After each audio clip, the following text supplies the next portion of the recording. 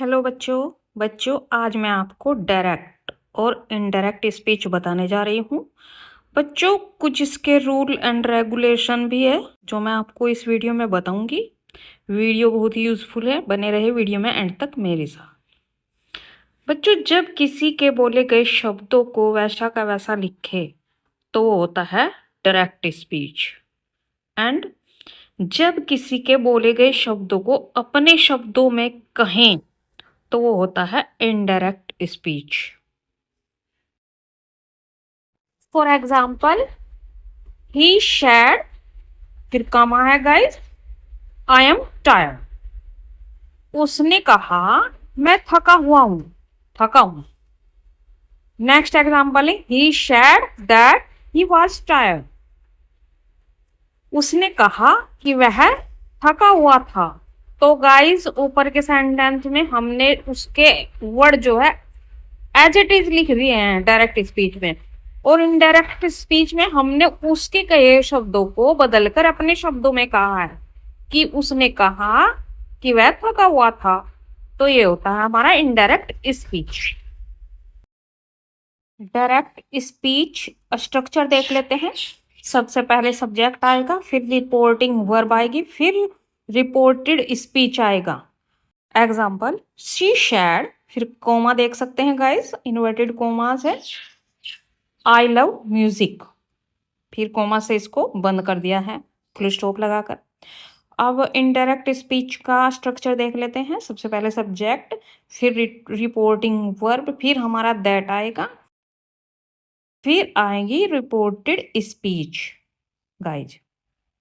तो इसे चेंज करते हैं। For example she said that she loved music. आप देख सकते हैं यहाँ पर चेंज हो गया है ये। बच्चों ट्रिक समझ लेते हैं। अगर शेयर टू हो तो उसे टोल्ड में बना दो। Example he share to me, he told me. Guys इसको टोल्ड मी कर दो, ही टोल्ड मी। और गोल्डन रूल बता देती हूँ मैं, अगर रिपोर्टिंग वर्ब पास्ट में है जैसे शेयर टोल्ड, तो उस रिपोर्टेड स्पीच का टेंस एक स्टेप पीछे चला जाएगा। एग्जाम्पल से समझते हैं हम। जैसे डायरेक्ट स्पीच प्रेजेंट सिंपल में है, जैसे कि गो वर्ब की बेस्ट फॉर्म है, तो इनडायरेक्ट स्पीच होगी पास्ट सिंपल में, यानी कि वेंट यानी सेकंड फॉर्म। और अगर डायरेक्ट स्पीच प्रेजेंट कॉन्टिन्यूस में तो पास्ट कॉन्टिन्यूस में इनडायरेक्ट स्पीच बनेगी। और अगर प्रेजेंट परफेक्ट में डायरेक्ट स्पीच है तो पास्ट परफेक्ट में इनडायरेक्ट स्पीच बनेगी। और गाइज अगर पास्ट सिंपल में है तो इनडायरेक्ट स्पीच बनेगी पास्ट परफेक्ट में। ये जो है एक बीच में छोड़ के, एक स्टेप बीच में छोड़ के पास्ट ऑफ पास्ट हो जाएगा। बट अगर रिपोर्टिंग वर्ब प्रेजेंट या फ्यूचर में है जैसे से विल से, तो टेंस चेंज नहीं होता बच्चों। जैसे for example he says I play, तो गाइस इसमें आप देखते हैं he says that he plays. तो हमने दैट तो लिखा है बीच में, लेकिन टेंस जो है हमारा चेंज नहीं हुआ है। ऐसे ही शेड आई प्ले, तो ये बनेगा ही शेड दैट ही प्लेड। तो गाइज यहां पर चेंज हो गया है क्योंकि पास्ट में था। बच्चों प्रोनाउन चेंज हो गए, फर्स्ट पर्सन है जैसे आई वी मी अस माई और में चेंज होंगे गाइज, फर्स्ट पर्सन होते हैं।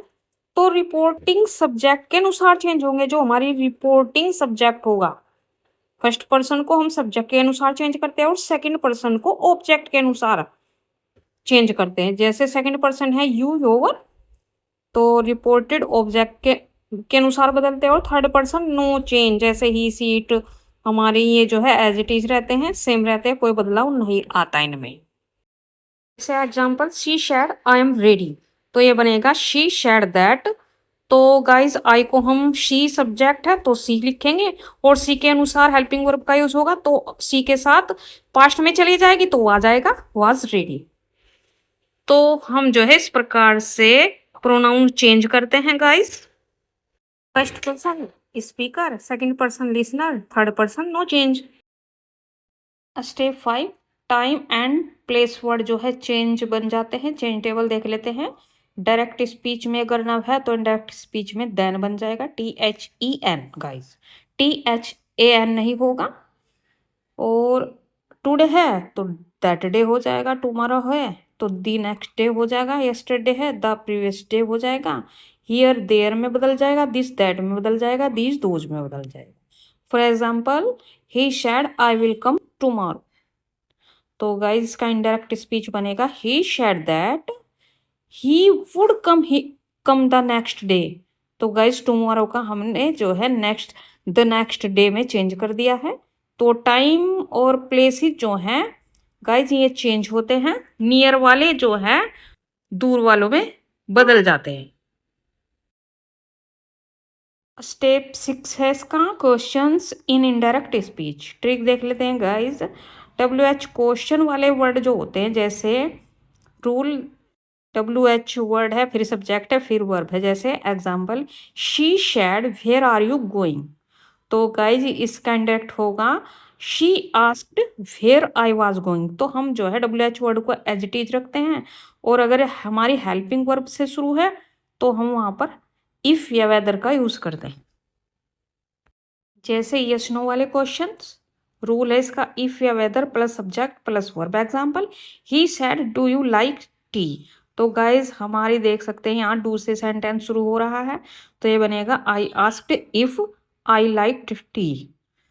तो गाइज सैड को हमने आस्क्ड में बदल दिया है, और जैसे वहाँ हम सैड में बदल देते थे, यहाँ पर आस्क्ड में बदला है, और इन्वर्टेड कोमा की जगह दैट लिखते थे, यहाँ पर जो है हम इफ लिखेंगे या वेदर लिखेंगे।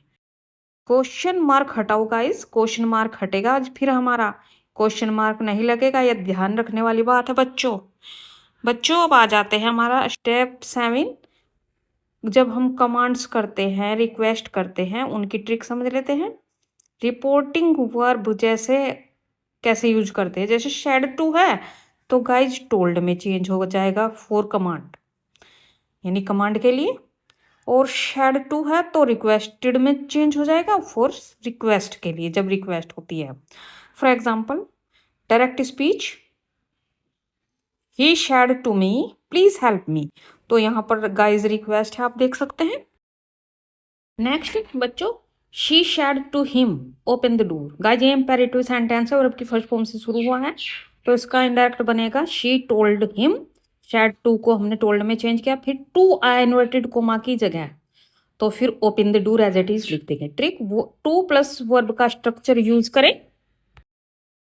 बच्चों स्टेप 8 है हमारा एक्सक्लेमेटरी सेंटेंस और ऑप्टेटिव सेंटेंस की ट्रिक देख लेते हैं। जैसे एक्सक्लेमेशंस को जो है हम बदलेंगे exclaimed with Joy, sorrow, surprise sense के हिसाब से। जैसे व्हाट ए मूव, तो इसको बदलेंगे हम, इसका इनडायरेक्ट स्पीच होगा he exclaimed with Joy that it was a great move. Guys ऐसे ही विश है तो उसको बदलेंगे विश्ड या प्रेड में। जैसे मे गॉड ब्लेस यू, तो ये बनेगा he wished that God would bless me. You को हम मे में चेंज कर देंगे गाइस।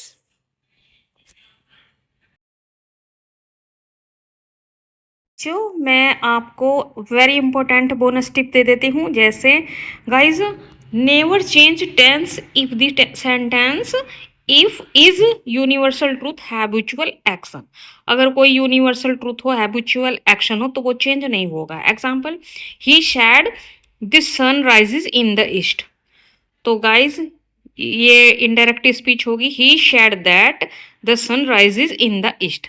नो चेंज होगा गाइज, इसको चेंज नहीं करेंगे, एज इट इज बना देंगे क्योंकि यूनिवर्सल ट्रूथ है बच्चों। जो सैड वर्सेस टोल्ड, इसकी ट्रिक देख लेते हैं। सैड जो होता है बिना ऑब्जेक्ट के आता है, जैसे ही सैड दैट, और टोल्ड हमेशा ऑब्जेक्ट के साथ आता है, जैसे ही टोल्ड मी दैट। बच्चों अगर आपको वाकई में ही नरेशन सीखना है तो 3 चीज़ें याद रखो, जैसे tense change, pronoun change, time change. इन तीनों को पकड़ लो, नरेशन आपका।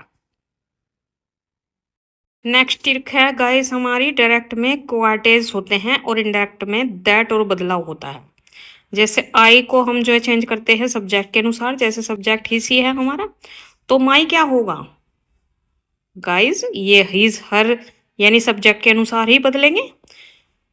टिप बता देती हूँ, टाइम और प्लेस हमेशा पास्ट में बदलते हैं बच्चों।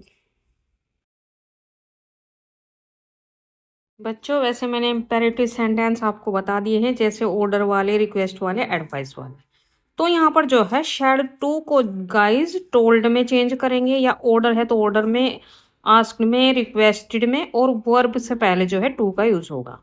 जैसे डायरेक्ट स्पीच देख लेते हैं, she said to me please help me. यहाँ आप देख सकते हैं गाइज क्वाइटेज है, बीच में कोमा का यूज किया हुआ है। इंडायरेक्ट में बनेगा she requested me to help me. तो यहाँ पर प्लीज से हमें पता चल गया कि रिक्वेस्ट है, तो हमने जो है सैड टू को रिक्वेस्टेड में चेंज किया। फिर मी हमारा एज इट इज आएगा, नहीं चेंज होगा, ऑब्जेक्टिव केस चेंज नहीं होता। फिर हमारी टू हेल्पिंग वर्ब यानी मैन वर्ब से पहले जो है टू आएगी और वर्ब की फर्स्ट फॉर्म का यूज करेंगे। फिर मी को हमने हर शी के अकॉर्डिंग हर में चेंज कर दिया है। डायरेक्ट स्पीच अगला देख लेते हैं, he said to the boy don't run. तो ये होगा he ordered the boy not to run. तो गाइज अब देख सकते हैं यहाँ पर डू हमारा हट चुका है, हमने सिर्फ नोट का यूज किया, नोट टू रन। बॉय के बाद हमने नोट लगाया, फिर टू प्लस वर्ब की फर्स्ट फॉर्म का यूज किया। ये इसके रूल है इम्पेरेटिव सेंटेंस के। एक दो बार देख लीजिए और कुछ सेंटेंसेस बनाए, आप क्लियर हो जाएगा। जो रिक्वेस्ट है तो उसे रिक्वेस्टेड में चेंज कर देंगे। अगर प्लीज आ रहा है डायरेक्ट स्पीच में तो रिक्वेस्ट ही होगा, और ऑर्डर है तो ऑर्डर्ड में चेंज करेंगे, एडवाइस है एडवाइस में, और नॉर्मल है तो टोल्ड लिखेंगे। तो ये एक ट्रिक है याद करने के इम्पेरेटिव सेंटेंस को।